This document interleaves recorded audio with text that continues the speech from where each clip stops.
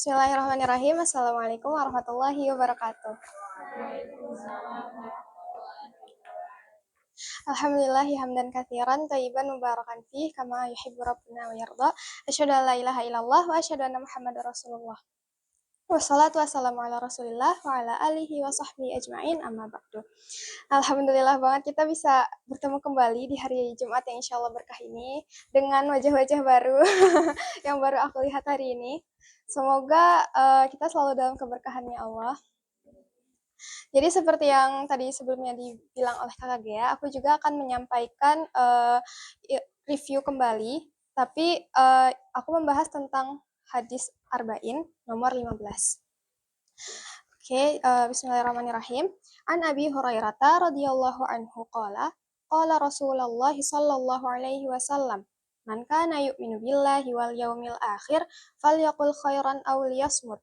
Wa man kana yu'minu billahi wal yaumil akhir falyukrim jarah. Wa man kana yu'minu billahi wal yaumil akhir falyukrim dhaifah. Rahul Bukhari wa Muslim.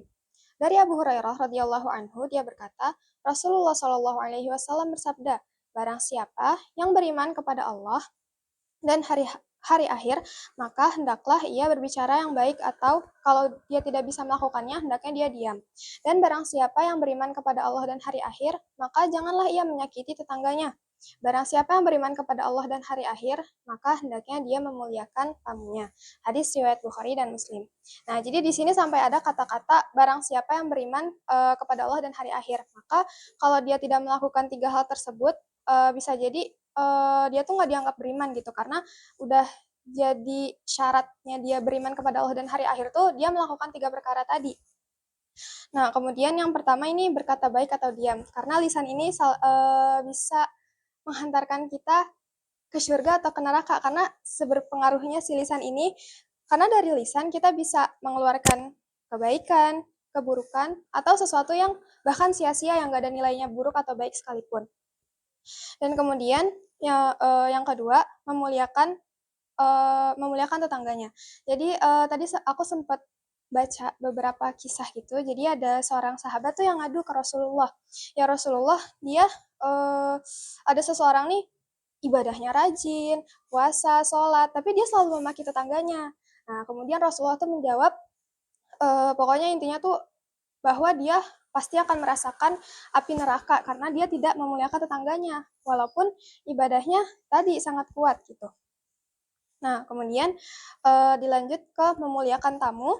Jadi, orang yang datang untuk mengunjungi dan berasal dari luar daerah. Ada 2 sifat khusus tamu. Yang pertama, berasal dari luar daerah tadi. Dan yang kedua, bermaksud mengunjungi kediamanmu, bukan lainnya. Jadi, dia nih misalkan ada saudara aku dari Jakarta mau ke Bogor nih, dan ke Bogor nih bener-bener yang mau ke rumah Salma gitu. Nah, kalau misalkan 2 sifat tadi terkumpul, kita tuh wajib menerimanya dan menjamunya. Jadi nggak boleh kita tolak, karena bener-bener udah usaha banget mau ke rumah Salma gini. Tapi kalau yang datang misalkan teman atau mungkin orang-orang yang dekat sama kita masih boleh menolak. Maksudnya mungkin ditolak dulu, nanti kamu bisa datang lagi lain kali, aku lagi sibuk atau lagi gimana. Nah, tapi waktu itu sempat dibahas juga, karena sekarang ini misalkan